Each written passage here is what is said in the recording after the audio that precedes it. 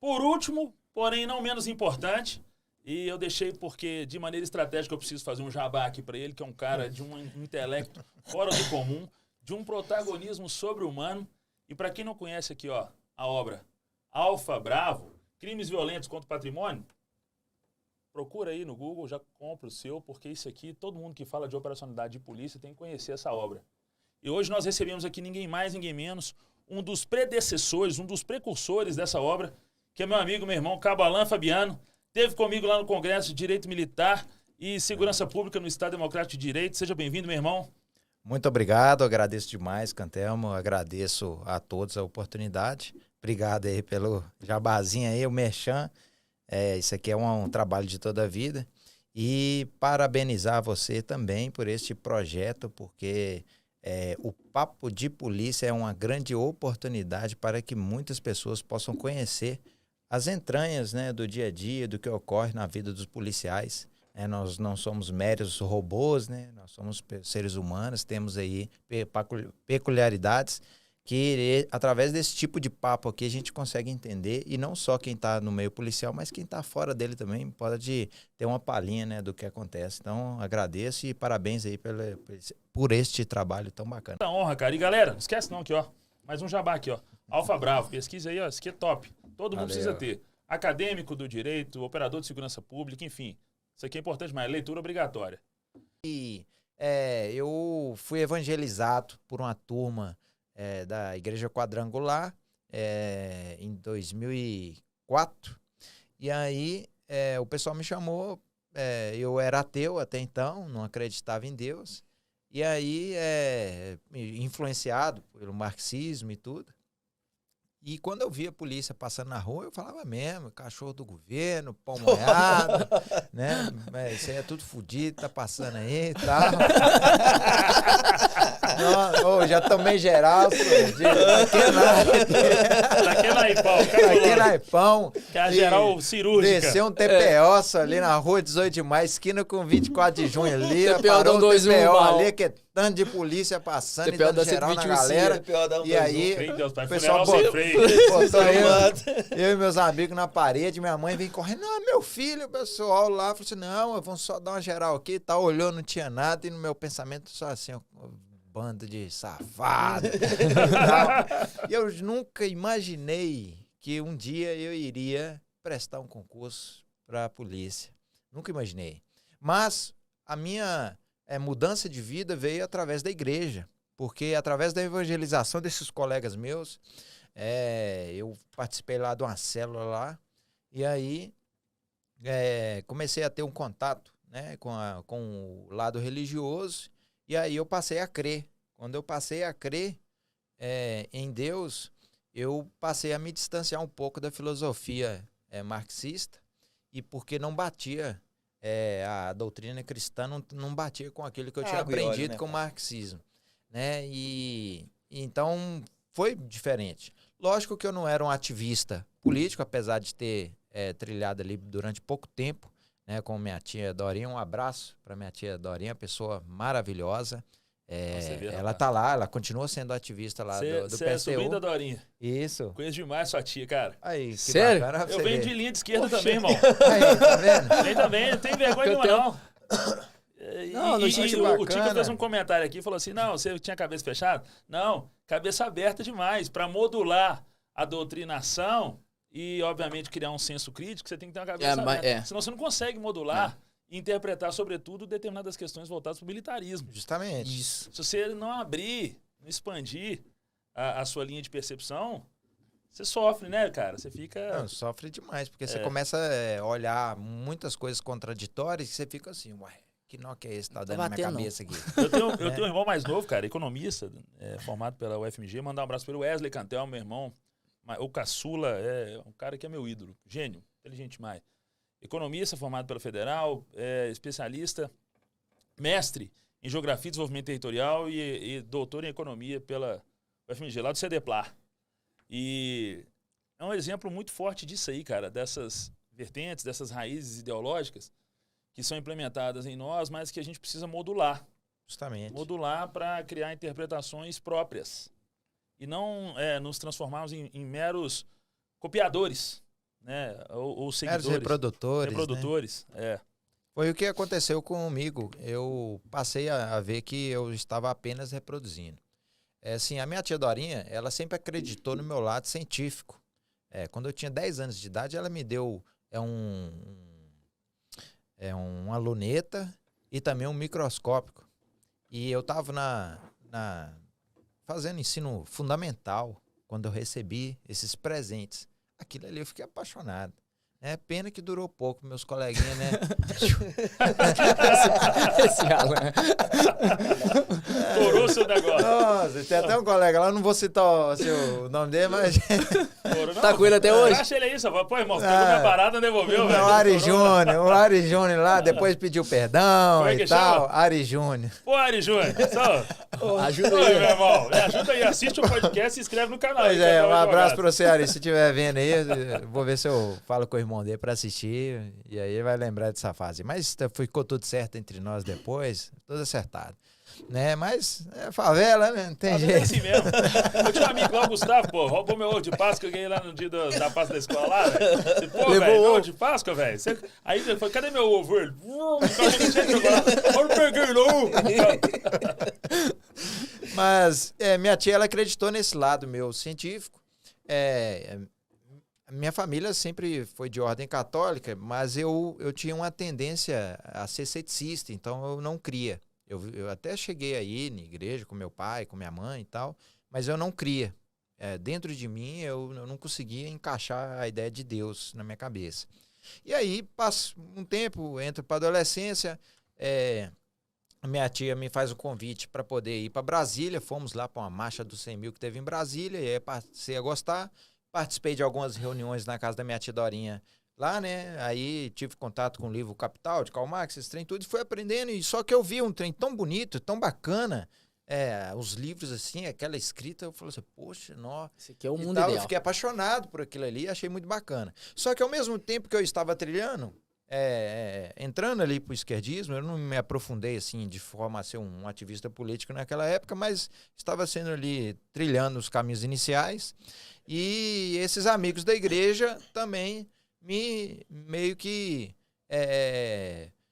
foram me trazendo para esse lado cristão, e aí eu passei a viver experiências dicotômicas, porque dentro da filosofia cristã tinha algumas coisas que não batiam com o que eu tinha acabado de aprender lendo Capital. Então, esse questionamento passou a imperar dentro de mim, e foi onde nasceu meio que o Alan questionador do mundo. Porque eu passei a olhar o mundo e falar assim, peraí, mas eu aprendi aquilo ali, mas não é aquilo. Agora eu estou vivenciando outra coisa e já estou vendo que o mundo é diferente. Então passei a ser questionador demais, e essas incógnitas fizeram parte e ainda fazem parte da minha cabeça até hoje. Acabei me tornando cristão, me aprofundei naquilo, abandonei o lado político, deixei de lado, não faço comentários negativos a quem político partidário, partidário ideológico, né? Isso, igual, por exemplo, minha tia. Minha tia é uma pessoa honesta, maravilhosa, uma pessoa incrível. Um abraço para a senhora, tia Dorinha, um abraço mesmo. Eu sou seu fã, porque a senhora realmente acredita naquilo que ela se propõe a lutar, e isso a gente tem que valorizar. Só que o cristianismo balançou mais. E aí foi quando eu parei a olhar a polícia com outros olhos. Passei a olhar a polícia com outros olhos. E já não mais ficava ali desejando alguma maldade ali para alguma viatura que passasse na rua, né? Nem ficava fazendo uma pedrada, né? Com os dedos cruzados. Tirou um pouquinho da pedrada. Passar em algum lugar, ver alguém aí com os dedinhos assim, eu já vou catar a pedra. Tá desejando, já vou pra polícia aí, né, velho? Né? Tem aqueles que cospem, né? Joga uma cuspida de lado lá.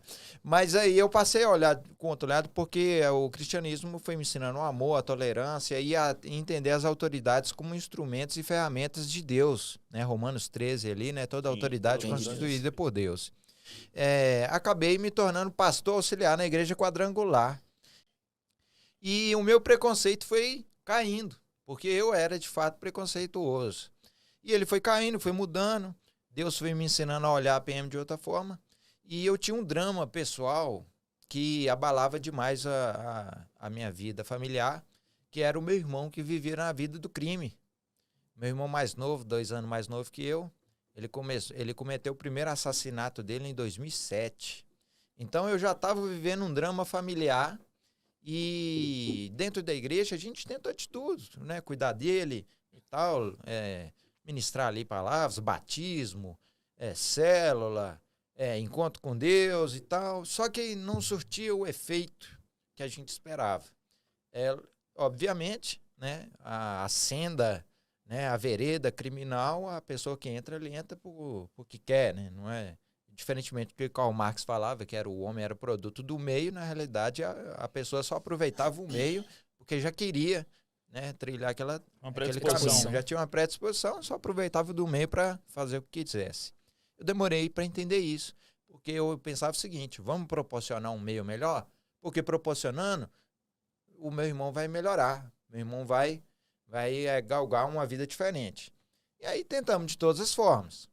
Mudamos o meio, mudamos ao redor, mas não foi essa mudança que gerou, né, a transformação na vida dele. E aí eu passei a namorar uma menina lá da igreja, e aí ela falou para mim, olha, isso já era 2009, saiu o concurso da PM, vamos fazer? Eu pensei assim, poxa, será que se eu fizer o concurso da PM, eu consigo prender o meu irmão e ele fica agarrado? Aí, na minha cabeça... O Alan tinha uma predisposição E a minha... Mas você prenderia mesmo, bicho? Não, vocês vão ver a história Escuta, aqui. Você não sabe da história, Gandel? Ele vai chegar lá. Meu irmão, vai chegar lá. É isso, cara. Prendeu. Eu tô aqui. Prendeu? Um abraço pra você. Cara, essa parte eu não sabia, não. Meu irmão chama Gleikson Alas. Eu amo meu irmão. Um abraço pra você. Vou pedir ele para hoje, para ficar antenado, dá pra assistir isso aí. Não, sai gravado, sai depois. Ah, não, beleza. Eu falo com ele lá. Quando você mandar o link lá, eu falo pra ele. Manda pra você. Inclusive, ele saiu agora de condicional. Saiu agora. E aí, assim, eu virei pra minha ex-namorada na época e falei com ela, falei assim, mas aqui, se eu passar e tal, eu tava pensando aqui na minha cabeça, de, às vezes, tentar prender meu irmão, porque sai toda hora. O cara não fica agarrado.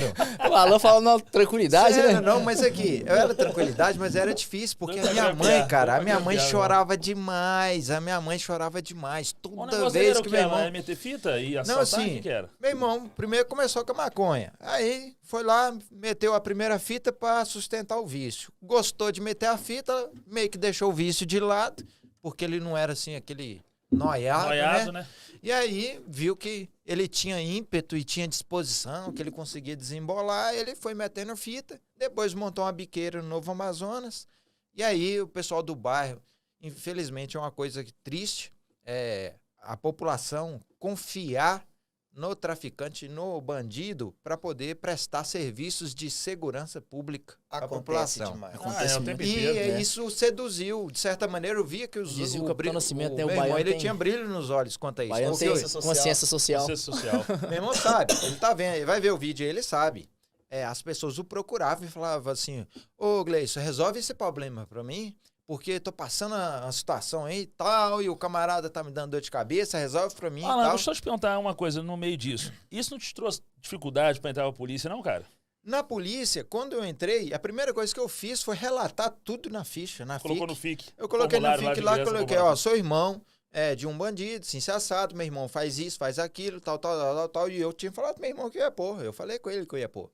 E aí eu falei assim, coloquei lá, né, tudo, discriminei tudo que tinha em relação, porque eu não queria que eles olhassem pra mim como se eu estivesse entrando e eu fosse uma figura do crime, uma conivência, né? Uma entendeu? conivência, uma condescendência. Justamente, às vezes eu pensava assim, não vai saber que eles pensam que eu faço parte de alguma facção, alguma coisa assim, e tá entrando pra polícia para ser meio que um infiltrado ali, né, do já crime foi dentro mais da transparente polícia. possível. Então eu eliminei essa hipótese sendo transparente, eu eliminei essa hipótese. De fato, houve uma sindicância lá, o pessoal foi, visitou lá a casa da minha mãe e tal, visitou os familiares, vizinhos, foi até agora esqueci o nome dele, cara, vi ele semana passada, da 177 CIA, era P2 na época, eu acho que era o Wellington, ele foi P2 na época, um branquinho. E aí ele fez a sindicância lá, depois viram que não tinha nada mesmo, que era diferente. Eles foram olhar, eu era pastor de igreja evangélica, o meu irmão, né? Não tinha nada a ver, era tudo diferente. Infelizmente, a gente que tem... eu também tenho pessoas que são envolvidas no crime, né? No mundo da marginalidade. A gente tem que ser o mais transparente possível. Eu sempre pautei por fazer isso. E eu sou sempre o primeiro a falar. Não espero gerar dúvida, não espero a pergunta. Mas você é parente do fulano? Você é do ciclano e tal? Não, eu mesmo chego e falo. Para não gerar uma interpretação duvidosa. Para não gerar uma desconfiança. Então, quando você chega e é transparente, chega e fala, a pessoa... Opa, quebra, né? Qual que é o motivo que ele tem para estar me falando isso? Então, é porque tá falando a verdade. Se quisesse mentir, esconderia. É verdade. Então, é interessante que você já chegue e seja transparente mesmo. E essa transparência me ajudou, foi tranquilo. Eu fiz concurso para Montes Claros. Né? Eu fui para Montes Claros, fiquei 2 anos lá. Enquanto eu estava no curso, minha mãe tinha me ligado e falou assim, seu irmão chegou, guardou uma arma aí debaixo do colchão e alguma coisa no telhado. E aí eu entrei em contato com o pessoal de Betim. Na época, falei com o monitor do curso, falei, minha mãe me ligou, passou a situação assim, se assado e tal, preciso entrar em contato com o Betim lá para ver se pega meu irmão lá, para não deixar acontecer. Eu fazia isso, porque que acontece? A minha mãe sofria demais. E ela chegou a ficar 6 meses com 28 quilos. Você tá doido? De tanta depressão que ela teve, que ela não tinha mais vontade de comer. E o meu irmão, ele se preocupava de certa maneira com o estado da minha mãe, porque ele sentia que ele estava fazendo mal para minha mãe. Então ele saiu de casa, porque ele achava que a presença dele lá estava fazendo ela ficar doente. Porque minha mãe tinha um salão de cabelo e minha mãe, assim, o salão dela bombava. Depois que ele entrou pro crime, ela abandonou o salão de cabelo, parou de trabalhar, não conseguia mais fazer nada, não trabalhava nem nada. Não era a presença, eram as condutas. Justamente. Então, aquele fato trazia muita dor. E eu pensava assim, só ele agarrado é que vai fazer minha mãe dar uma aliviada na preocupação, porque ela tinha medo dos inimigos fritar o meu irmão. Ela tinha medo dos inimigos ceifar a vida dele. E aí, e como o meu irmão, assim... Ele, igual, por exemplo, a cadeia dele de 2007, quando ele cometeu o homicídio lá, que ele já até pagou por esse crime, ele cometeu o homicídio do rapaz lá, meu irmão ficou 6 meses preso. Se você for olhar, para nós, a gente vê uma desproporção, porque apesar do cara que morreu também ser envolvido no crime, mas uma vida, por 6 meses só de tranca, fica desproporcional. E recentemente, eu e ele conversando, eu falava para ele, assim, por que você reincidiu tantas vezes? E ele disse para mim, falou assim, não, eu ficava 6 meses, eu achei que eu tinha pagado minha cadeia. Por quê? Porque o criminoso, ele não tem o domínio da técnica jurídica, ele não tem o domínio, né, do conteúdo jurídico. Então, para ele só vivencia a prática. Né? Então, como na prática chegou para ele lá, falou, tá saindo e tal, ele achou que tinha pagado. Então, dizia ele que era tranquilo. Então, ele achava... Ele não interessa se ele tá de prisão domiciliar, o que que... Não interessa, porque ele tranca 6 meses, 6 meses. Ficou preso preventivamente. Deve ter sido julgado anos depois. Não, o julgamento dele foi que eu vou contar aqui agora. Olha pra vocês verem. Que situação. Não, mas mata a pane da droga e do revólver lá, só que você contou a história. E aí, eu fiz o contato com o pessoal de Betim, Tático Móvel, deu o pulão lá na casa da minha mãe. E aí... Você lembra da guarnição? Quem era? Eu não estava lá, eu estava em Montes Claros, né? Então não vi. Eu só sei que o Tenente Reboli, na época, era Tenente Reboli que entrou em contato comigo. Ô, Reboli, um abraço, irmão. Lá do Espírito Santo. O Reboli é de Vila Velha. Gente boa demais. Do Espírito Santo. E aí ele entrou em contato comigo e falou assim, tá ok aqui, bateu o informe, seu irmão tá preso, tá indo incólume, tá indo tranquilo e tal. Eu te dava um elogio individual pra isso aí, cara. Na moral, tava mesmo. Isso aí, digno de elogio individual. De blusa branca e calça jeans. Lá no curso. Cadê o irmão? Elogio, não dá de bravura, mas dá um elogio individual. Mas a minha mente, eu sentia dor na mente. Eu ficava com a cabeça assim, latejando. Porque aquela situação, o meu coração já bombava, assim, eu ficava aquela apreensivo, a barriga fria, uma situação angústia, nova, né? Algo que eu nunca tinha vivenciado. E também ficava preocupado com a situação da minha mãe E eu falei pro senhor tenente, olha aí a minha mãe, dá o suporte para ela, porque eu não estou aí. Eu tô aqui em Montes Claros, então, Betim, Montes Claros, a distância. E eu não tinha, assim, quem pudesse lhe dar o alento à minha mãe. E ele foi com maestria, realmente não, ele é um cara acima da média. O Rebel, eu já tive a oportunidade de trabalhar com ele vários turnos.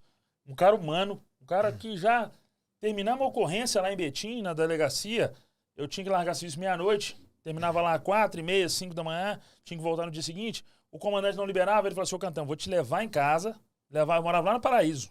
Saí de Betim, viatura do CPU, me levava em casa, ligava pro comandante no dia seguinte e pedia para liberar a gente. Cantão, CPU.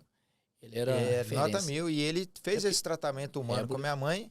Então eu fiquei tranquilo, me deu todo o feedback que eu precisava, mesmo tão distante, e no curso.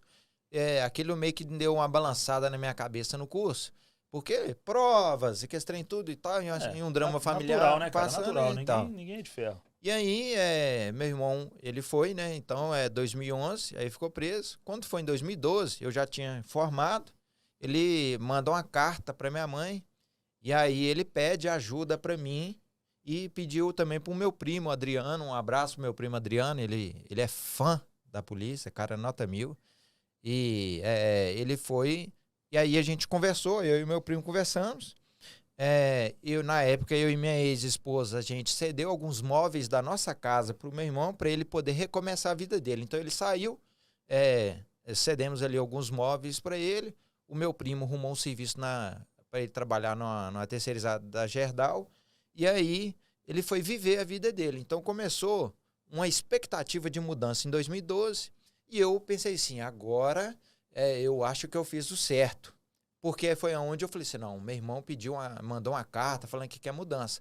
Então eu pensei assim, entrei pra polícia e consegui fazer o certo. Irmão. Então eu vi sentido no meu objetivo de entrar pra polícia, que era acabar com aquele drama familiar. Porque o que eu mais queria era que meu irmão rompesse e fosse um cara nota 1000, tivesse uma vida topzera.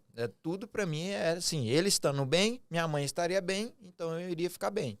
Eu não entrei pra polícia igual muitos entrou que amava a instituição, esse trem, queria ser o herói. Eu disso. Também não entrei com esse sentimento, não. Eu era, perdão da palavra, um medroso. Eu entrei por necessidade. Dois. Eu era um medroso. Pensa no eu via sangue, eu desmaiava, cara. Eu desmaiava. Só que quando eu entrei pra polícia, eu tive que mudar e segurar, porque até então minha família sabe disso, o pessoal que vai ver lá sabe disso. Eu tinha... Depois que eu fui descobrir em 2015, lá no HPM, que eles falaram que eu tinha um negócio chamado síndrome vagal, que é quando você vê algo traumatizante, você desmaia. Né? E aí eu tinha esse problema. Mas então... eu acho que eu tinha esse problema também, cara, porque lá em Betim, qualquer coisinha eu tava caindo. Ai, tá pinando. Ele tinha um linguajar assim, tá pinando. Aí o Cantão tá na rede. E quando aconteceu essa situação lá com o meu irmão ficou até 2015 sem ter notícias nenhuma de problemas. Só quando a esposa dele separou e não queria contar os motivos que veio a incógnita. E na época eu trabalhava com o mestre dos mestres, que é o Vieira. E assim, eu aprendi a ser Sargento Vieira. Sargento Vieira. Nação Vieira. Marco Antônio Vieira, nota 1000, mora ali em Betim, São Luís. Ele me ensinou a ser polícia. Eu trabalhei 2 anos em Montes Claros, mas eu não era polícia. Eu era um paisano fardado. Embora antes porque passou um constrangimento aí, né, cara? Passou um estresse aí. Nossa senhora. Mas... A história do Vieira, do dia do saco de droga, do posto de gasolina. Eu e o Vieira, isso aí. Foi nessa época que eu e o Vieira, a gente tava olhando os lados do meu irmão. A gente tava no São Caetano lá, olhando, pesquisando o BO do meu irmão, pra ver se o meu irmão tava envolvido em treta. De repente, chega o Barrão. Chega lá, pessoal... Aqui vocês estão afim de pegar uma calibre 12 aí? Assim, na lata, né? Uma 12. Só informe bom. Uma 12. Aí o Vieira tá assim comigo, falei assim, uai, cara, esse menino, será que Vieira não deu muita confiança pra mim, não. Tava lá com o 762 dele na bandoleira, tranquilo, ele olhou pra mim assim, meio que desacreditou. Verdade. Mas esse negócio aí e tal. Eu falei assim, eu acabei de ver o rato ali, eu sei onde é que tá a 12 e a droga tá toda enterrada na bananeira. E eu vi o menino ali, agora ele tá com a PT. Se vocês forem lá, ele tá abraçado da menina. Quando o menino me viu, o rato pinou. Aí eles falaram assim, não sei não, mas tá meio fantasioso, mas vamos lá, né? Vai que o informe tinha chegado. Falei assim, pula lá, vai lá que vai dar bom. Tô fazendo nada, vamos lá. Vou lá. Ô, eu tô lá de lá olhando. Os caras estavam carregando, era mudança aqui, sacola de droga nas costas. Era droga pra caramba, muita droga. A gente enchemos a mesa lá, o povo, na hora de tirar foto. Constou a 12, constou tudo, exato, do jeito que falou. Não colocou não pra ganhar uma recompensa, não? Cara, não lembro, não. Colocou não. Eu acho que não. Colocou não. Até eu acho que quem registrou foi até o Inácio, né? Sargento Inácio. Grande. A gente com o Aires e o Lopes. O Aires, eu vi na semana passada. O Aires Brancão? O tanque. É o tanque. Sangue bom também, o Aires. Esse cara não tá com ele. E eles ajudaram a gente, tanto é que quando a gente chamou eles pra poder... falou, o menino passou o informe aí, o pessoal falou assim, mas será que é um informe desse? E realmente constou tudo. Fantasioso demais. Tudo que o calibre 12, constou. Droga na bananeira aí. Tá fácil demais. Tá fácil demais. Mal quando é demais, você desconfia. Não precisa bater em ninguém? Desacreditado de mim. Só isso.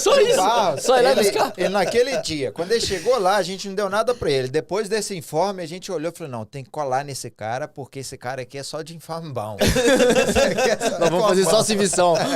Só servição. E aí, nesse dia, aí os meninos ficaram com a ocorrência, a gente passou e eu e Vieira voltamos para pesquisar o lado do meu irmão. E aí fizemos a pesquisa, olhamos e vi. E eu cheguei na minha ex-cunhada, joguei a letra nela, falei assim, o que tá pegando? Aí ela me contou que o meu irmão voltou, né, para atividade do movimento. E aí, eu fiquei ali no rastro dele. Meu irmão desconfiou. E aí ele mudou do lugar onde ele estava, foi para um outro, foi lá para Ventosa. Aí na Ventosa lá os caras tentaram ceifar a vida dele lá na Ventosa, acharam que ele estava tentando levantar uma biqueira lá, mas ele tinha aberto um bar lá, mas ele não chegou a levantar a biqueira em si. Depois foi provado que não tinha levantado. Mas só do fato de ter aparecido lá, o pessoal tentou fritar ele. E aí ele conseguiu pular da altura de 8 metros, não foi atingido pelos disparos, mas... fraturou o fêmur, foi parar o SAMU levou ele pro hospital do Barreiro. E aí o pessoal me liga e fala, seu irmão sofreu uma tentativa de homicídio.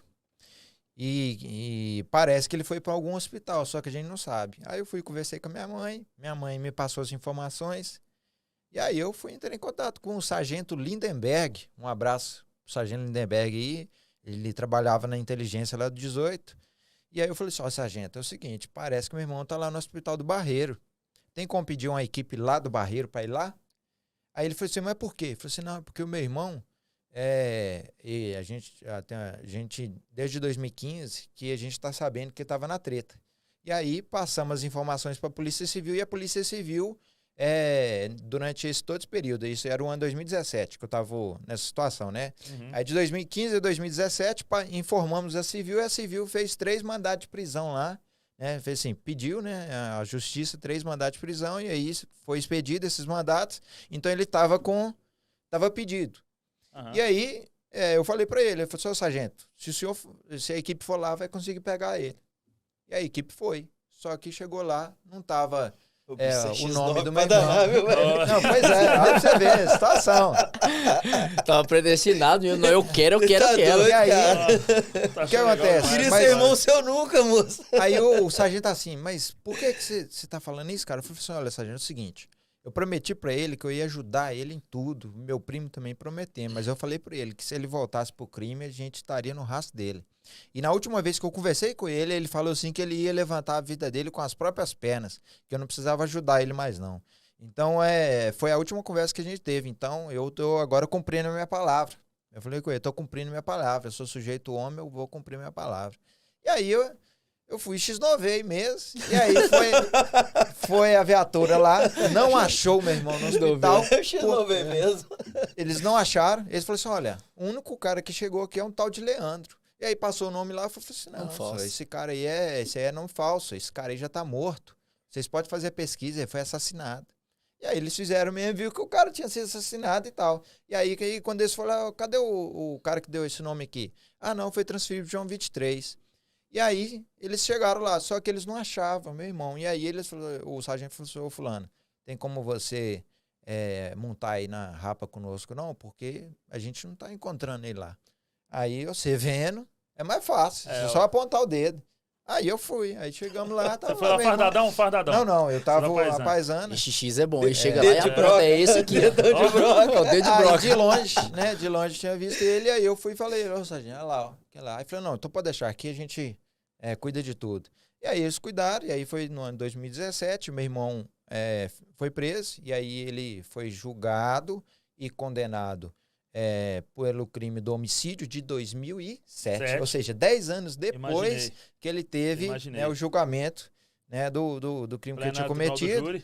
E aí ele foi submetido também a julgamento por roubo e julgamento por tráfico e também por um porte de arma também, só de crimes em tempos diferentes. E aí ele totalizou ali 33 anos de cana e agora, tem pouco tempo, ele saiu agora de condicional.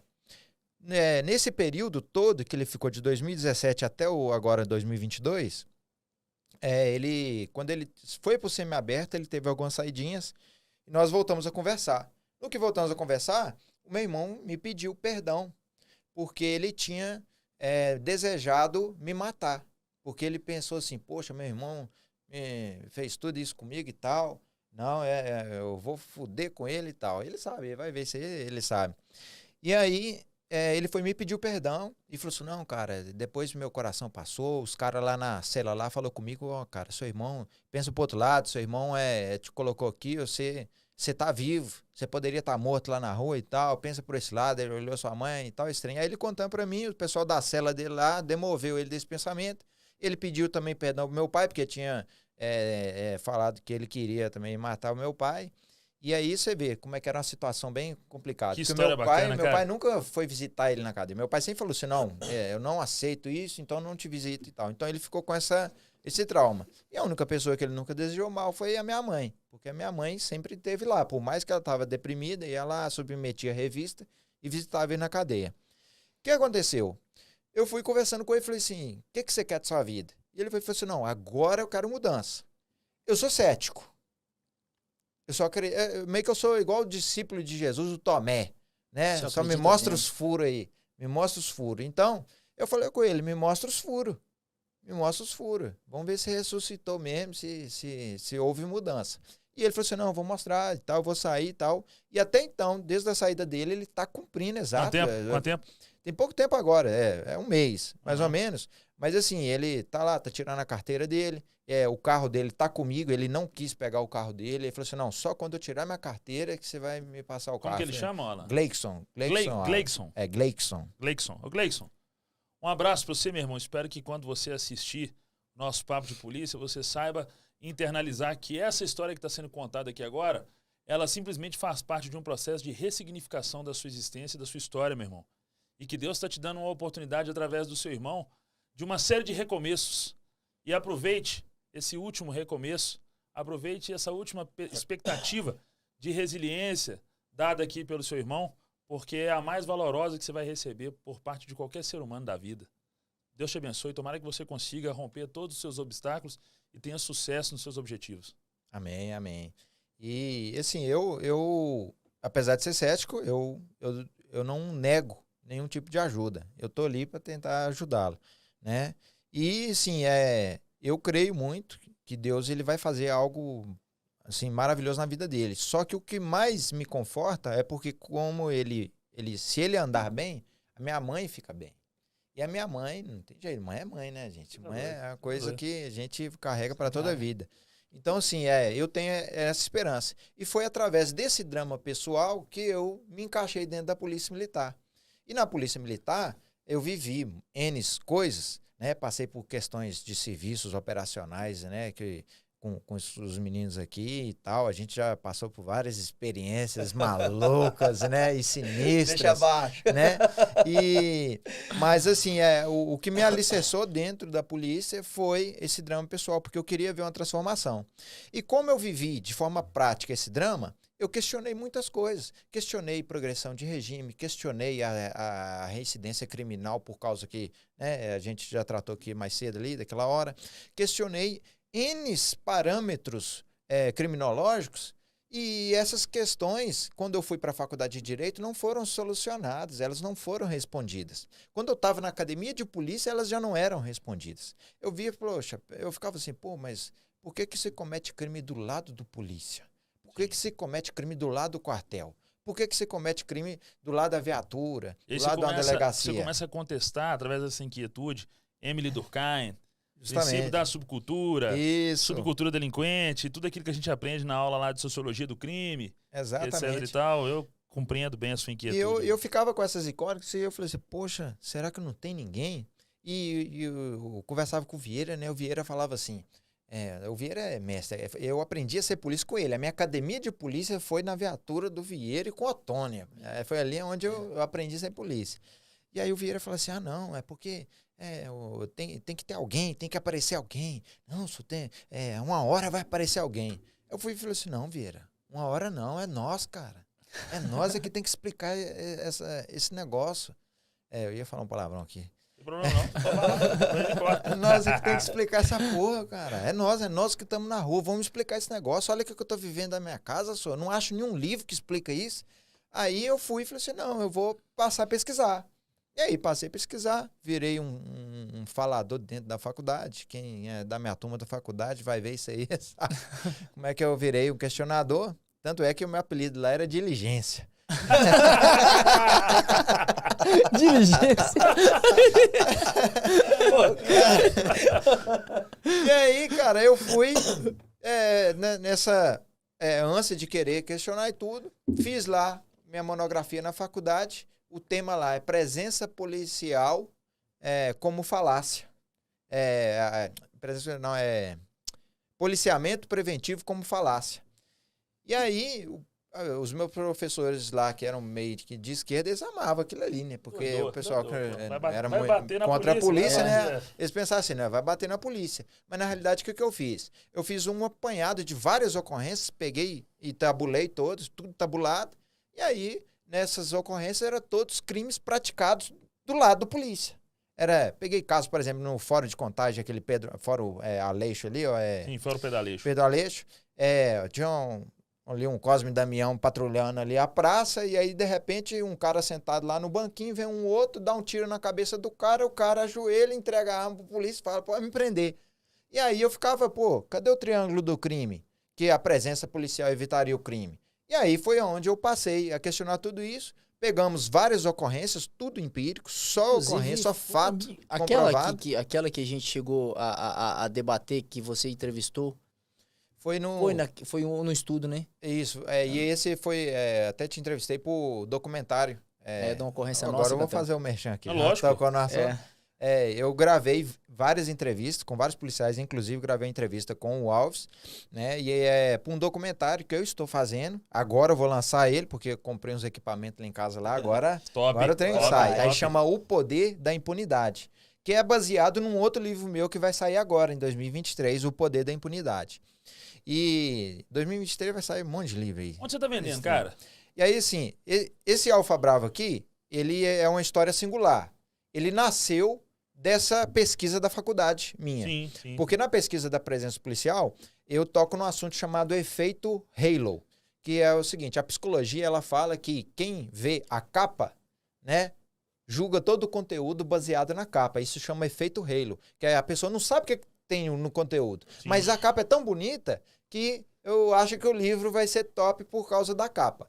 E aí, o Daniel Kahneman, israelense, que propôs essa teoria, ele é psicólogo e tentou explicar isso aí. Eu olhei e falei assim, peraí, o meu irmão falou que ele voltou a cometer crime?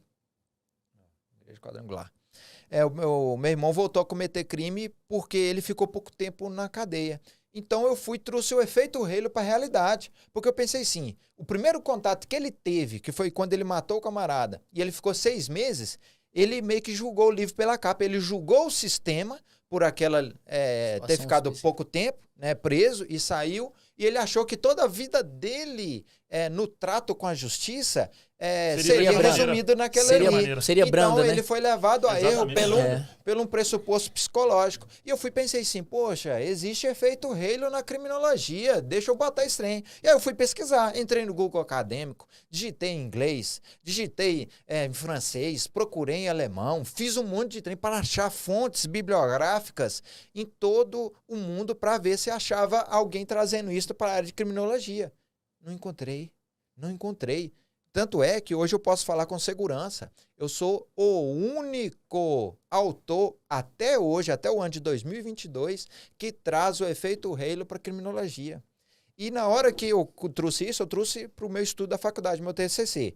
Foi aprovado 100%, bacana. Aí vem o Ricardo Rodrigues Matias, policial federal de Brasília, que viu o estudo. Ele olhou e falou assim, poxa, cara, esse negócio do efeito Halo aqui, isso aqui é bacana demais. Aqui, eu estou fazendo um trabalho de pesquisa a respeito dos grandes assaltos que acontecem contra instituições financeiras e fecham cidades. Você não quer participar comigo dessa pesquisa? Não, eu falei assim, bora.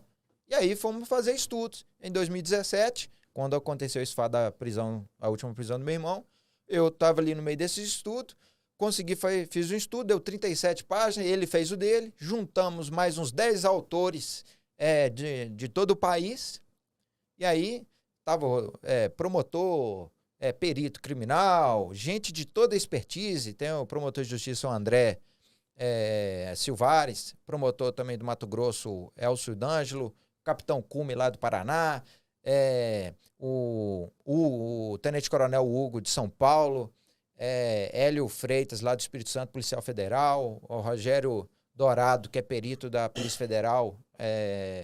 Então, assim, tem um show aqui, inclusive, foi um dos que prendeu aquele pessoal do assalto ao Banco Central, sim. Lá do Nordeste.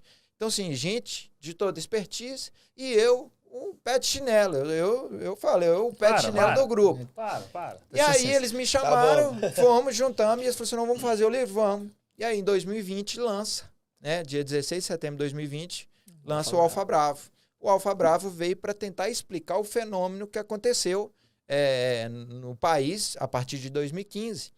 E aí o efeito Halo foi a chamada para eu entrar nesse grupo.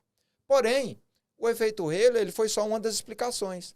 Porque o Ricardo Matias, que foi o mentor de todo esse trabalho, ele falava, cara, a gente tem que explicar o que está acontecendo. O povo está chamando esse negócio de novo cangaço, mas aqui não é novo cangaço, não. É muito cabuloso o que está acontecendo no país. Eles estão dominando cidades, eles estão fechando quartéis, eles chegam para os policiais... Muito mais estruturado. Com muita estrutura, com muito poder de estratégico, poder de fogo e tal. E aí, falou assim, não, vamos tentar explicar. Houve ali um consenso entre os autores de trazer a denominação. Na realidade, quem trouxe a denominação de domínio de cidades foi o Ricardo Matias, no livro Alfa Bravo, mas antes do livro Alfa Bravo, ele tinha publicado, pouco tempo antes, o livro Guerra Federal, com o pseudônimo Renato Júnior e o outro colega dele, Laurejan Ferraço, no livro Guerra Federal. Quem estiver assistindo aí pode pesquisar no Google aí, na Amazon, né, vai achar esse livro lá. E lá ele traz a ideia de domínio de cidades. Domínio de cidades e novo cangaço são crimes parecidos, mas são muito diferentes. O novo cangaço era para poder fazer alusão àquele cangaço clássico, lampião, mas também não tem nada a ver com cangaço clássico. Desestruturado, né? É desestruturado. Domínio de cidades tem uma estrutura, né? Assim, o novo cangaço, ele tem um planejamento, mas não é um planejamento, assim, complexo. A gente chama de baixa complexidade, novo cangaço. Se eu fosse classificar, para dar um conceito, faria assim, novo cangaço é um banditismo interiorano, porque ele é feito por membros de grupos organizados mesmo, uma organização criminosa, que são pessoas que vêm de região do Nordeste, região central do país, e eles se unem para poder ali tomar cidades e auferir grandes quantias monetárias. Eles utilizam ali 556, 762, explosivos, e a característica principal deles é a utilização de reféns. Eles adoram utilizar reféns. Domínio de cidades é diferente disso aí. No Novo Cangaço, eles têm no máximo ali 15 pessoas atuando em Novo Cangaço, porque uma organização criminosa não pode inchar demais, senão um fio ali da organização acaba, fio solto ali acaba entregando toda a estrutura. Domínio de cidades não, eles criaram pela primeira vez, eu não vejo nenhum lugar do mundo ter isso, uma estrutura de articulação criminosa em que não haja vínculo estável e permanente na estrutura deles. Não existe hierarquia vertical entre eles, é uma hierarquia horizontal. E eu chamo até de mentoria compartilhada, porque todos ali atuam com capacidade de mentoria. Então não tem um núcleo intelectual Não existe próprio. um núcleo intelectual, não existe a figura do mentor, do líder. E isso é novo, porque nem na Lava Jato nós vimos isso. E do aspecto de subsunção, talvez, se a gente for analisar, até fica difícil para o doutrinador, ou até mesmo para o julgador ou para o defensor, tentar trabalhar a perspectiva de liame subjetivo entre essas pessoas. Justamente. Se for... Eu tenho um conselho da OAB, eu acho que de São Paulo, eles gravaram um vídeo para poder fazer análise do projeto de lei 5365 de 2020, que trata de tipificar o crime de domiciliaridade. E aí eu vi lá um advogado falando assim, não, mas já existem crimes que podem ser utilizados concomitantes para poder julgar uma pessoa que pratica esse tipo de crimes. Só que quando a legislação mais aproximada que eles utilizam para julgar é a legislação da organização criminosa. A lei 2850 de 2013. Justamente. E essa legislação, ela traz o conceito de organização criminosa, que é um conceito vindo de tratado internacional. Sim. E lá pressupõe a hierarquia e pressupõe também os vínculos estáveis permanentes. Que não tinha. E isso não se encontra quem pratica o domínio de cidades. E aí, domínio de cidades, quando os inquéritos e os processos, eles comprovaram. Tinham 2 caras que foram presos, que eles não conheciam o outro.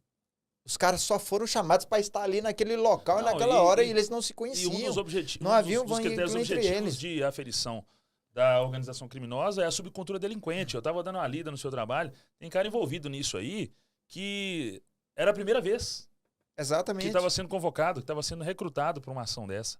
Ou seja, você quebra o critério da subcultura delinquente, que é requisito objetivo para a subsunção da organização criminosa. Exatamente, porque quando você tem um grupo já formado com vínculo, eles carregam entre eles ali um código moral entre eles carregam a simbologia.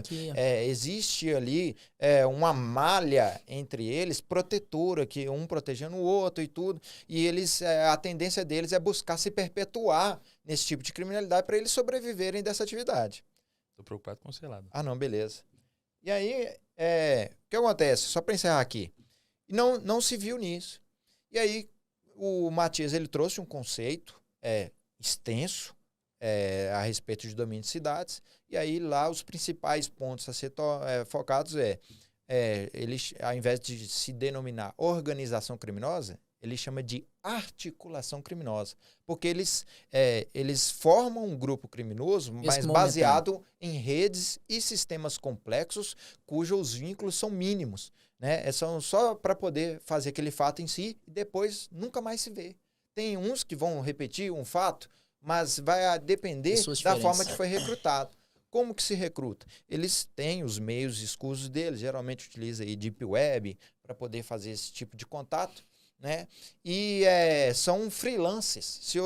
Para resumir e sintetizar aqui, é um grupo de freelancers, de pessoas que têm expertise naquilo que eles vão fazer. O explosivista lá, ele tem expertise naquilo. O que mexe com armamentos lá, ele tem expertise naquilo. A pessoa da logística, tem o cara que vai ali alugar um sítio, tem o outro que vai fazer o contato de obter um apoio financeiro. Igual, por exemplo, o desembargador citou naquela vez na palestra lá que tinha vínculo com o PCC. O PCC ele não é um mentor de domínio de cidades. O PCC ele funciona como se fosse um banco. O pessoal chega, precisando de tanto aí para poder fazer uma estação X, te devolveremos tanto com juros, assim, assado. Então, lucro. Funciona como se fosse um banco. Então, e tudo isso provado nos inquéritos do que foram analisados. E aí eu entrei, né, acabei me figurando como um dos autores do livro Alfa Bravo.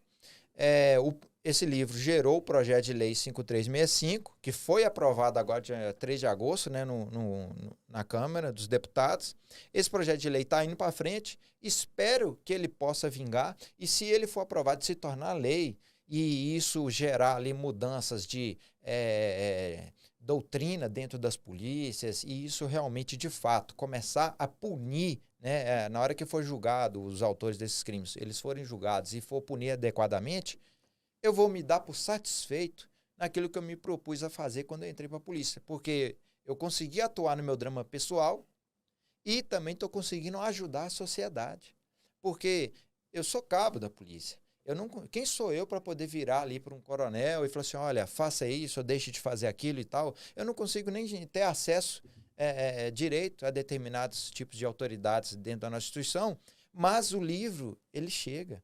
Ele já chegou. Inclusive, já recebi contatos. Ele já chegou. E as informações que estão aqui são informações empíricas que um Fórum Brasileiro de Segurança Pública não consegue trazer nos seus artigos, né? Nem essas ONGs que se propõem a falar Instituto da Paz.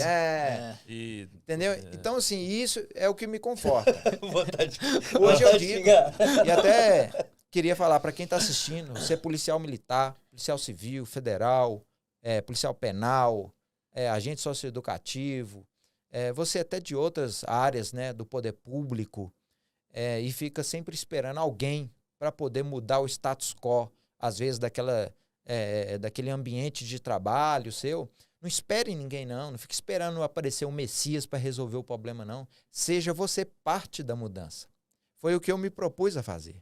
E eu falei assim, não, peraí, eu vou tentar. E aí, de repente, junta-se com mais outros autores assim, espalhados por país, falou, não, vamos fazer, vamos tentar mudar, vamos tentar construir uma transformação. Eu não julgo outras pessoas que tentou explicar o fenômeno criminal no passado de outra maneira. Não, bacana, tá todo mundo tentando ajudar. Mas a gente ficar esperando o Messias para resolver o problema não vai acontecer. Não faz sentido, né? Não faz sentido. E aí, o que eu sugiro a todos os colegas que estão na rua, por exemplo, imagina um NASA publicando um livro. Nossa! Você tá doido? Nascimento, nariz. Você vê um Manuelito, Sargento Vieira, um Saldanha, um pessoal trazendo para o meio acadêmico as experiências que eles passaram. Romualdo. Né? Romualdo. Tenente Romualdo. Isso. E aí você vê toda essa carga de experiência, porque tanto o racionalismo quanto o empirismo, eles subsidiam, né, a teoria do conhecimento. Então, você trazendo isso, a nossa criminologia ela fica robusta. Aí você que é defensor, você vai ter material para você poder ali demonstrar perante um juízo uma defesa mais robusta ainda. Mais... Não, e, inclusive, eu tenho subsídio a contento para justificar determinadas ações policiais. Exatamente. O último exemplo que nós temos agora dessa dicotomia interpretativa quanto a quem investiga ou não investiga o fato lá de Varginha. Pois Federal. Bate na terceira auditoria. Deu um problema. Falei isso lá no Congresso. E até pedi desculpas para a doutora Daniela. Um abraço para a senhora, excelência, pessoa pela qual eu guardo muito respeito e tenho grande estima, mas as opiniões são divergentes, obviamente. Sou defensor, magistrado, eu não julgo, eu defendo. Ela declinou da competência e mandou para a Justiça Federal a investigação. E está tudo certo, é a interpretação dela. Eu não sou nem advogado dos militares nesse caso, mas cabe uma resignação técnica com relação a isso, porque se de fato nós tivéssemos condições de, através desses subsídios, contestar, refutar ou até mesmo agregar valor para as decisões, talvez nada disso estivesse acontecendo. E só para complementar a sua fala, Varginha, por exemplo, eles atuaram nos atos preparatórios para domínio de cidades. Eles iriam ali, se eles de fato tivessem saído daqueles sítios e alcançar o intento, eles iam fazer um domínio de cidades. E o prejuízo social era maior, porque ele deteriora direitos difusos, porque você vai pegar uma cidade inteira, vai limitar essas pessoas de sua liberdade, fora o risco de vida e outras coisas mais. E no projeto de lei 5365, lá traz a punição para os atos preparatórios. E aí, se tivéssemos uma lei já de fato valendo, se esse tipo penal já estivesse lá descrito com a punição dos atos preparatórios, não estaríamos discutindo Varginha. Sim. Aquela ação já estava resolvida, já era passado. Os atos preparatórios puníveis. Justamente. Então, assim, eu espero que isso possa acontecer. Vamos ver o que vai dar. Eu estou aqui aproveitando a oportunidade que vocês me deram para que a gente possa ali fazer um lobby, né, com quem é parlamentar, para aprovar o projeto de lei 5365. E não só o lobby, né, Alan, mas é a difusão também da ideia, porque o lobby a gente vai precisar fazer lá em loco, se vocês não estiverem fazendo, já tem que fazer, tem que ir lá. Eu trabalhei com o processo legislativo lá, na época que compus o gabinete de deputado federal, e o lobby é no tete-a-tete. Tem que estar todo dia no gabinete do cara e falar assim, aqui, ó, pauta, posiciona e tal. E isso aqui que a gente está fazendo é uma maneira de difundir, e tem que fazer chegar lá sim. E tá coberto de razão.